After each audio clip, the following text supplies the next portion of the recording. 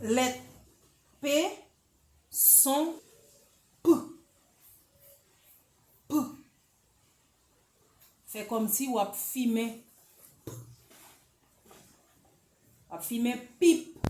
P. Nous allons associer consonne P avec voyelle yo. P, A, pa. P, I, pi. P, E, P. P, E, P. P, O, po. P, O, po. P, en, pan. P, un, pain. P, ou, pou. P, un, poun. P, hui, puis. P, on, pon. Kounye nous pral li syllabe qui gen son P.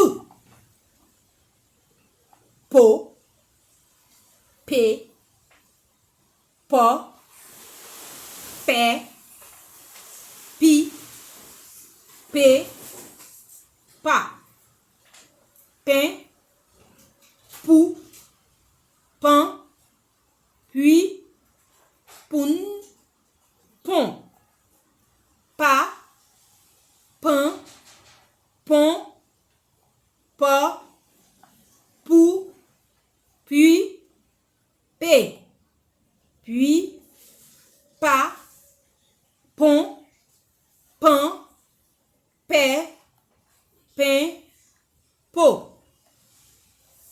Kounye n'a pral li moyo. Papa, pepe, pipi, popo, toupi, piti, pepe, papo, pati, poto, pita, peta, pimpan, pimpan, parler. Kounya la, nous pral li mot qui gagne yon consonne à la fin. Songez me dit toutes lettres prononcées en créole, même si lettre là nan fin mot, faut nous dire, faut nous prononcer. Pit, pat, pile, Paul, poule, pot, pelle, pep, pout, type, tap, pata. On nous lit quelques phrases. Papi parla. Pipo a parlé. Bébé a tété. Lola te balé.